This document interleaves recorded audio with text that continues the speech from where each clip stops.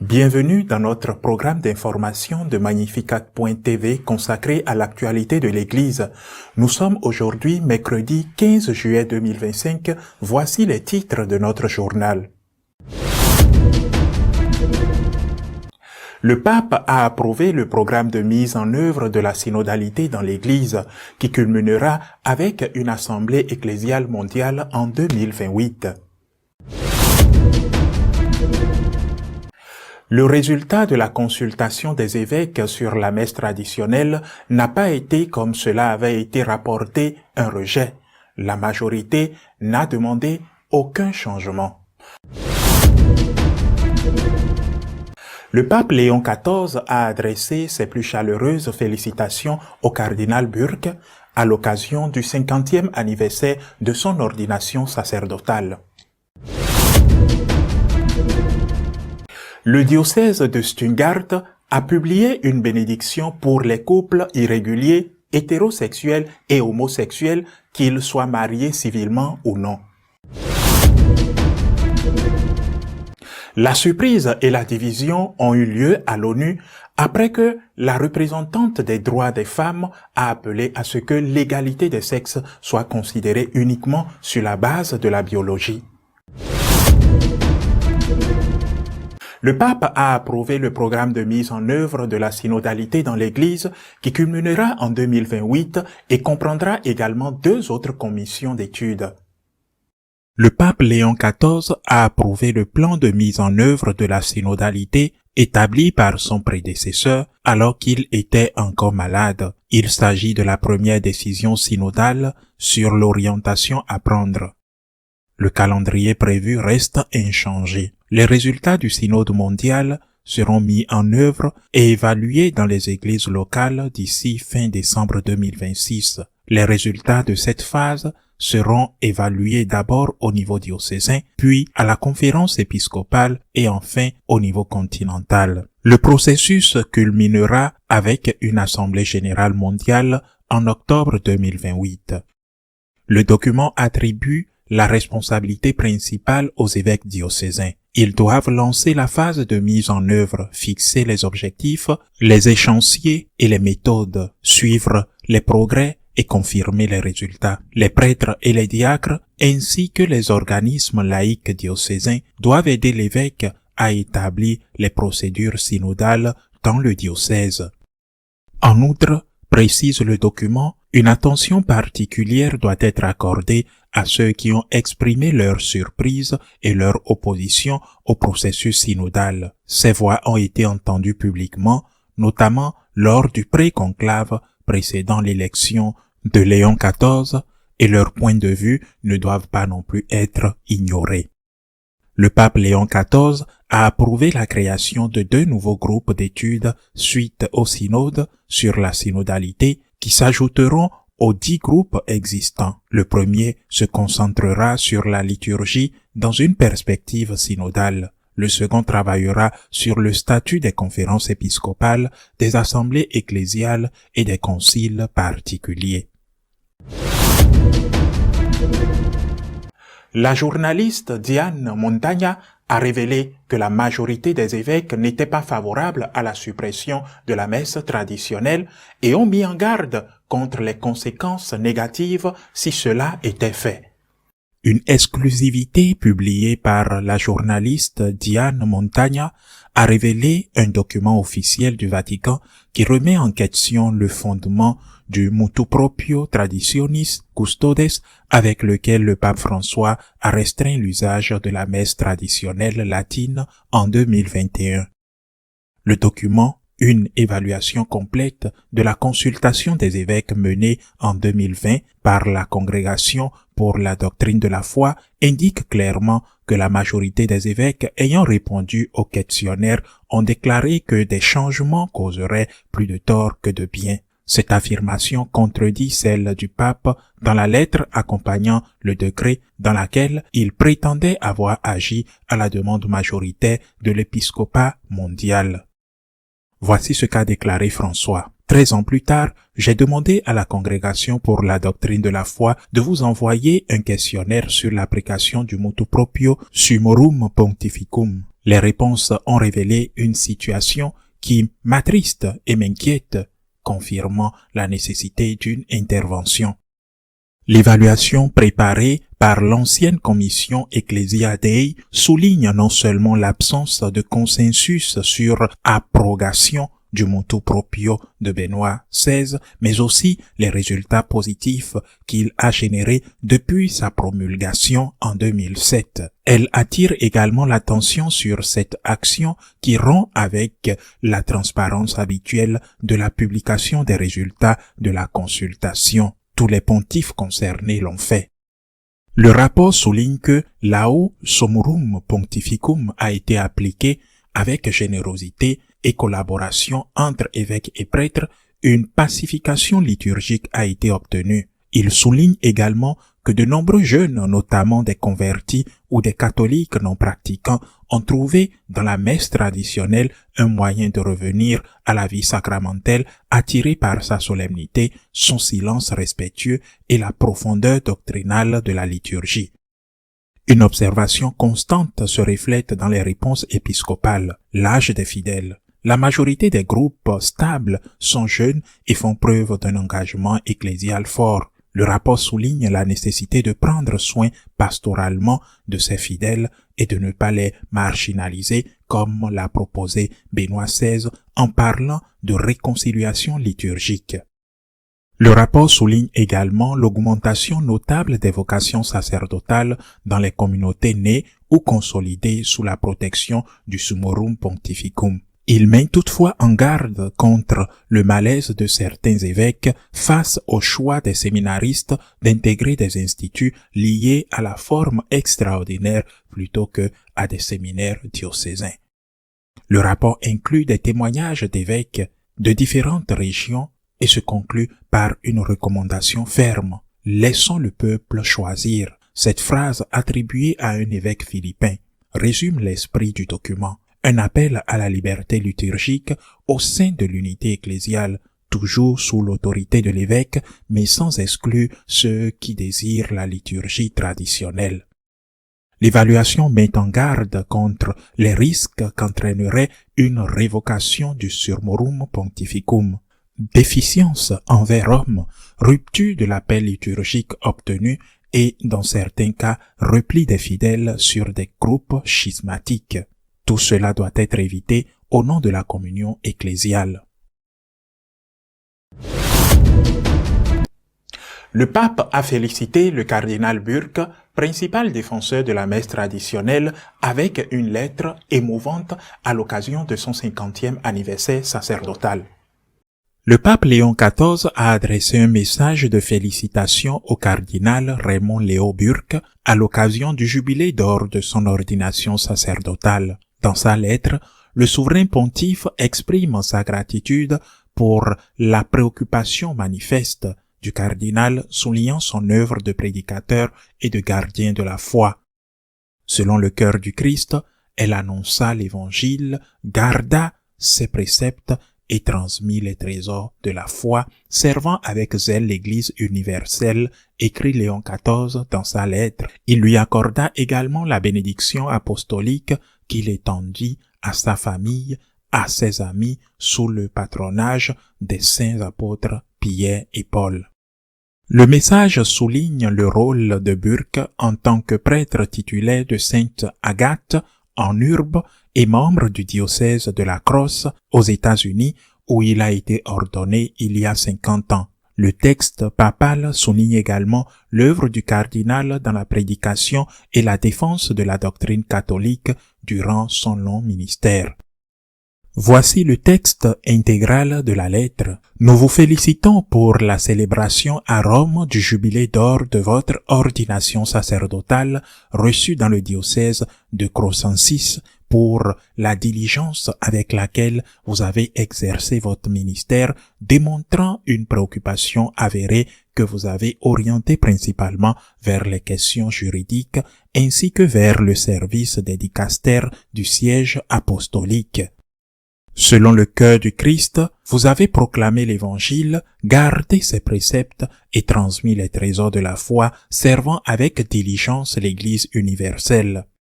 En vous souhaitant tout le bien possible, nous vous accordons avec plaisir à vous et vos proches et à tous ceux qui vous accompagnent la bénédiction apostolique sous le patronat des bienheureux apôtres Pierre et Paul. Du Palais apostolique, le 17 juin de l'année sainte 2025, Léon XIV.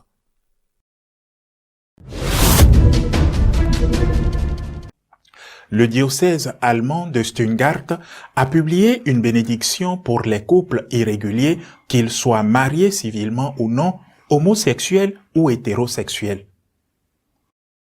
La publication d'Amoris Laetitia et de Fiducia Supplicans continue de faire des émules. Le diocèse de Rothenburg-Stuttgart a lancé la collection « Nous nous aimons, quelle bénédiction !» un ensemble de ressources pastorales pour la bénédiction des couples non mariés à l'Église. Le prologue souligne que l'objectif du texte est de répondre aux profonds besoins humains de faire l'expérience de la présence et de l'accompagnement de Dieu dans l'amour mutuel. Il précise également que cette proposition s'adresse aux couples qui désirent le soutien de l'Église même s'ils ne sont pas sacramentellement mariés, y compris les unions civiles, les couples divorcés remariés et les couples de même sexe. Le recueil comprend diverses formules de bénédiction rédigées dans un langage inclusif et adaptable à différentes situations. Cette prière commence par une brève invocation à un moment de silence. Elle comprend ensuite des demandes de prière pour le couple, mettant en avant des valeurs telles que la fidélité, le soutien mutuel et la solidarité. Par exemple, en Dieu, source de vie et d'amour, nous prions. Dieu fidèle, tu as envoyé, alors à ce niveau, invoquer le nom des membres du couple et ensuite continuer avec la phrase « La flamme de l'amour, tu as fait grandir et mûrir cette relation jusqu'à l'engagement. Nous te demandons de les bénir, de leur permettre de vivre de ton amour et d'en témoigner dans le monde. »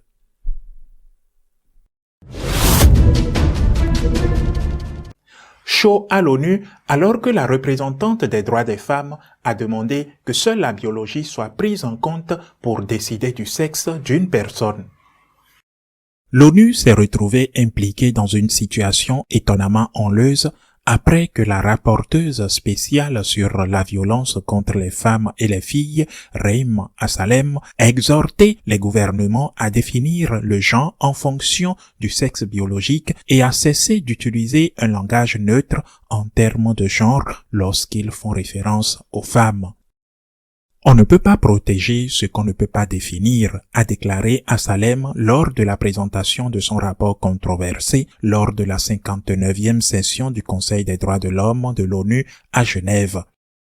Assalem a affirmé qu'elle n'avait jamais imaginé qu'un jour viendrait la nécessité de rédiger un rapport rappelant que les termes femmes et filles constituent des catégories biologiques et juridiques distinctes. Elle a déploré que sa démarche ait suscité des réactions viscérales et ait été confrontée à des tentatives de la discréditer de la part de gouvernements influents et d'agences des Nations Unies. Dans ce document, Assalem affirme que l'idéologie du genre viole le droit international et porte gravement préjudice aux femmes et aux filles. Elle critique les gouvernements qui ont remplacé des termes comme mère ou femme par des expressions comme personne enceinte ou femme menstrueuse et les accuse de diluer les protections spécifiques dont les femmes ont besoin. Le rapport souligne seulement que le droit international protège les femmes en fonction de leur sexe biologique et non du concept subjectif d'identité de genre. Par conséquent, Assalem prévient que les personnes qui s'identifient comme transgenres n'ont pas droit aux mêmes protections que celles conçues pour les femmes biologiques. La présentation du document a suscité un débat où l'Union européenne affirme que l'approche de genre constituait une obligation juridique internationale. La Suisse et les Pays-Bas ont qualifié la proposition d'Assalem de régressive, tandis que la Colombie, au nom de 37 pays d'Europe et d'Amérique latine, l'a considéré comme un pas en arrière en matière de droits humains. Le Canada a soutenu que le genre est une construction sociale et l'Allemagne a averti que les classifications binaires peuvent exclure des groupes vulnérables.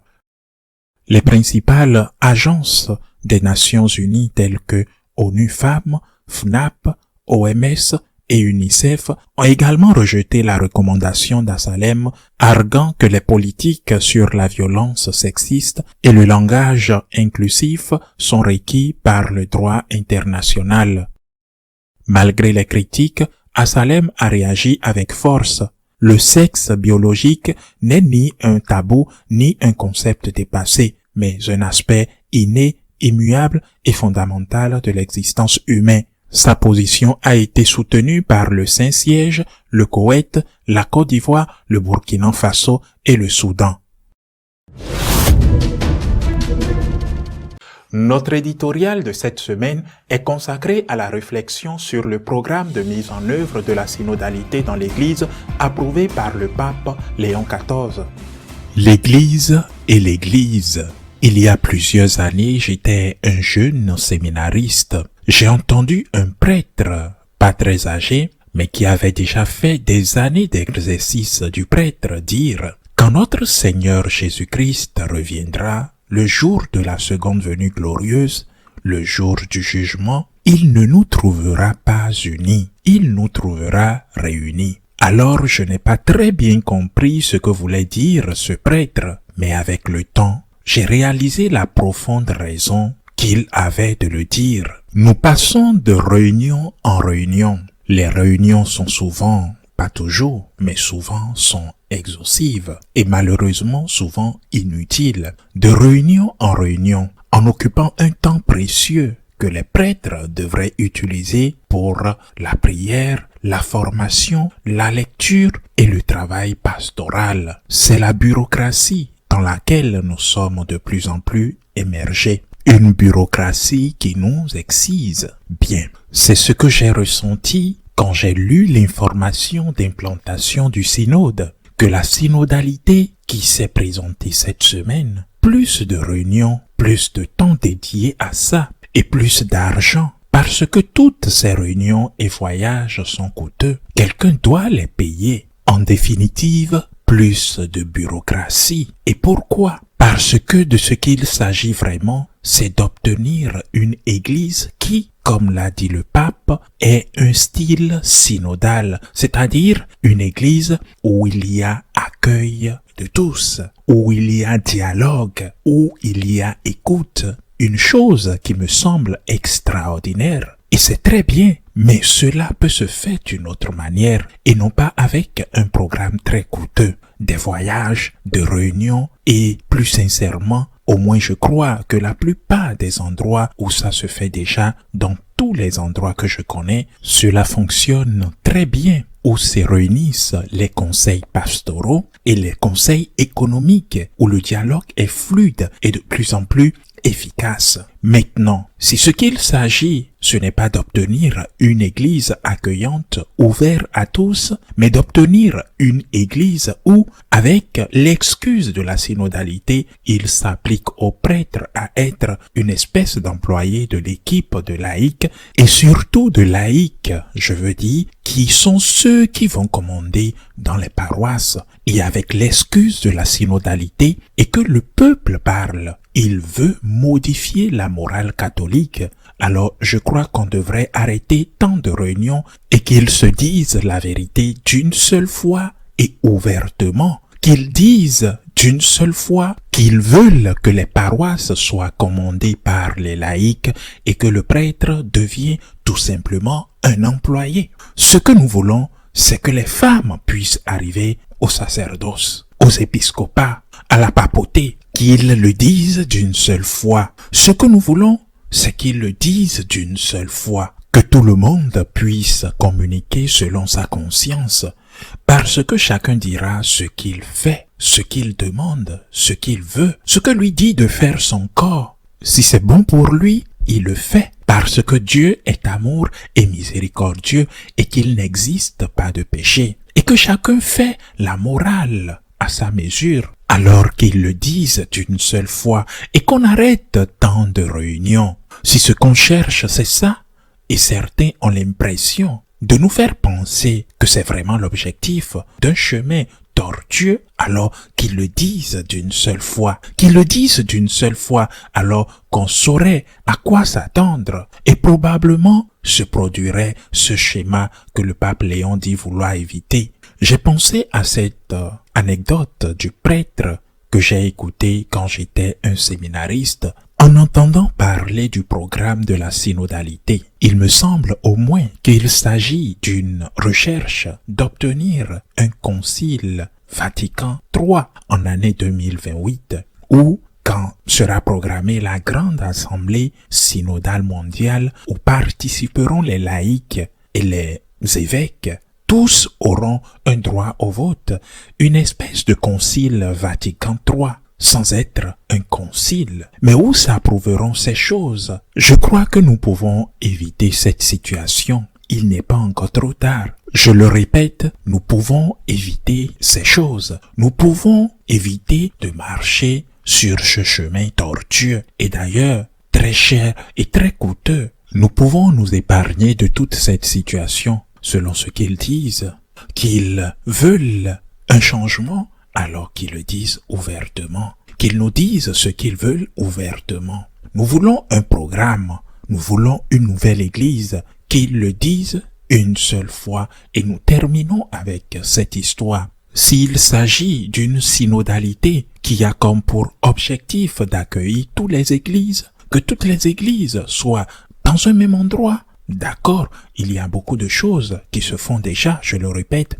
Il y a les conseils synodaux, les conseils pastoraux ou les conseils économiques, mais qu'ils nous disent clairement ce qu'ils veulent. Deuxièmement, je suis convaincu qu'il doit y avoir un chemin plus simple et non cette multiplication de réunions. Sûrement les laïcs savent ce qu'est une réunion de communauté, de voisins, des réunions qui n'en finissent pas, des réunions de querelles. Il y en a beaucoup. Il y a assez de cas et c'est douloureux. C'est douloureux pour tout le monde. C'est douloureux pour les participants. Des participants qui même au cours des réunions se lèvent et s'en vont. Ce sont des situations qui se produisent même dans les groupes de prière. Et dans ces groupes, c'est 10 fois plus. Et non seulement une fois par mois, par exemple, mais pratiquement chaque jour. Guareschi, le génial écrivain italien, l'auteur de 2 figures emblématiques, sympathiques, le prêtre Don Camillo et le chef communiste Pepone. Ils étaient tous les deux à la bâtonnette, des dialogues sans fin, chacun à son point de vue. Ce sont 2 personnes qui s'aimaient, mais ils étaient très différents l'un et l'autre, puisqu'ils avaient des visions différentes. Ils s'aimaient beaucoup, je l'avoue. Ils ne pouvaient donc pas passer l'un sans l'autre. Guareschi disait qu'il pensait que le concile Vatican II était un concile contre les prêtres, c'était son opinion, et que tout le pouvoir, absolument tout, avait été donné aux évêques. Dans le programme synodal qui a été publié, il est clair que les évêques auront toujours le dernier mot. Bien, mais ça va être vrai en pratique, c'est-à-dire quand une assemblée diocésaine ou mondiale approuve quelque chose parce que le vote de tous ne sera pas consultatif, mais délibératif, comme il s'est passé dans le synode de la synodalité où tous ont eu le droit de vote, quand cette assemblée approuve quelque chose et que un évêque, en fonction de sa conscience et de son autorité, dit « Je ne suis pas d'accord », qu'est-ce qui va se passer pour cet évêque? Théoriquement, il a le droit de le dire. Je ne suis pas d'accord, mais qu'est-ce qui va se passer pour cet évêque? L'assassinat médiatique qu'il va souffrir va être terrible. Je ne l'invente pas. C'est pour ça qu'il y a le synode allemand et qu'il y a seulement 3 évêques qui s'opposent à ce synode allemand. Il faut rappeler qu'à l'une des réunions synodales de l'année dernière, lors de la vocation secrète, une chose a été approuvée et immédiatement mis en marche. Les manipulateurs du synode ont décidé que les votes devaient se faire à main haute pour qu'il soit bien clair ce que pensait chaque évêque, c'est-à-dire que ce que l'évêque dit doit être dit en public afin qu'il puisse être accusé dans son diocèse ou dans sa propre maison. Dans la réunion suivante, l'ambiance a changé et à ce moment-là, il n'y avait qu'encore 4 vaillants évêques et aujourd'hui, il n'y en reste que 3 car l'un a pris l'autre chemin. Ils ont décidé de s'opposer de manière publique les 3 qui restent car c'était déjà public avec lumière et devant tout le monde.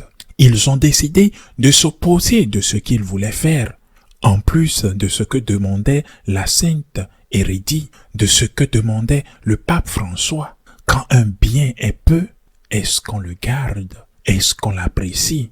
Chaque fois, il y a moins d'évêques. Je ne sais pas si c'est le chemin pour nous protéger et nous apprécier. Mais vouloir être des employés d'un groupe de laïcs, est-ce que cela nous protège vraiment? Il y a quelques jours, un jeune prêtre s'est suicidé en Italie. Une surprise, une grande surprise pour le diocèse, pour cette perte immense.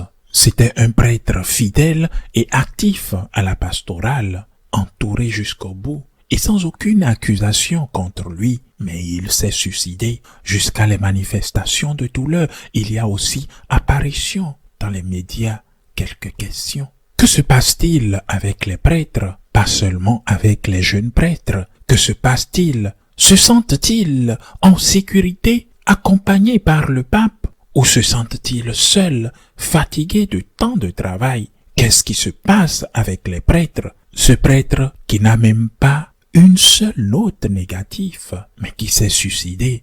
Je le répète, c'est un bien qui nous a échappé. C'est un bien qui nous a échappé et nous devons le comprendre. Un prêtre qui est tant apprécié. Quel est le prix du prêtre? Que vaut le prêtre? Comment considérons-nous le prêtre? Avec des réunions, en continuant dans la bureaucratie, en augmentant l'exhaustion, c'est le chemin pour apprécier le prêtre, malheureusement. Dans ce document qu'a publié la secrétairerie du synode sur le futur du synode de la synodalité et son implantation, il dit qu'il faut essayer d'inclure dans ce processus ceux qui jusqu'à maintenant n'ont pas été très attirés par le chemin synodal. J'espère que, en disant ces choses, il ne m'amène pas une dénonce. Mais quelqu'un doit dire quelque chose en faveur des prêtres. Quelqu'un doit dire qu'on est fatigué de réunions, qu'on a besoin de temps pour prier plus, pour lire, pour faire un travail pastoral, pour être dans les confessionnats. Et que si nous mettons plus de réunions et plus de réunions et plus de réunions, et qu'au final, pour terminer en disant que vous êtes un employé, et que celui qui commande dans une paroisse est un laïc. Je ne crois pas que ce soit le chemin afin d'apprécier la juste valeur du prêtre. Je ne crois pas que ce soit un chemin pour encourager les jeunes à entrer dans les séminaires.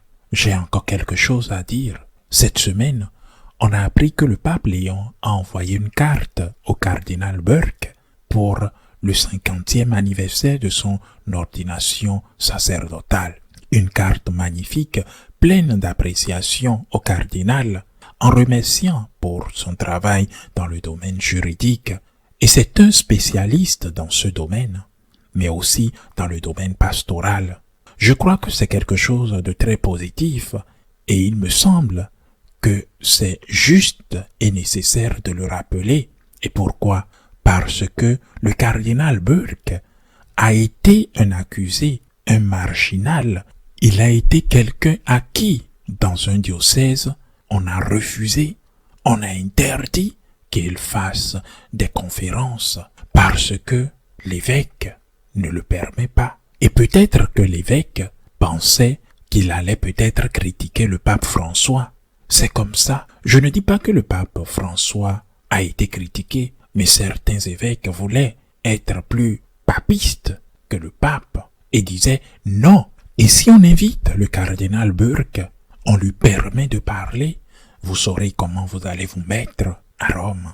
Burke ne peut pas parler dans ce diocèse. » Je me souviens de ce que disait le pape Benoît XVI, qui affirmait que certains séminaristes qui lisaient les livres devraient le faire secrètement, sinon ils n'ont pas accès au sacerdoce. Je crois que la carte du pape Léon au cardinal Burke est un signe d'espérance. En Espagne, nous disons qu'un oiseau ne fait pas l'été. Nous confions que cet oiseau soit vraiment le signe que l'été arrive et que l'heure est bonne et que nous pouvons laisser en retard l'hiver, comme l'a demandé le cardinal Burke, et je l'ai parlé la semaine dernière. Prions pour le pape Léon. À la semaine prochaine, si Dieu le veut. Si vous souhaitez être au courant de ce qui se passe dans l'Église, vous pouvez le faire à travers notre page d'information magnificat.tv. Nous continuerons à vous informer de ce qui se passe en elle à la semaine prochaine, si Dieu le veut.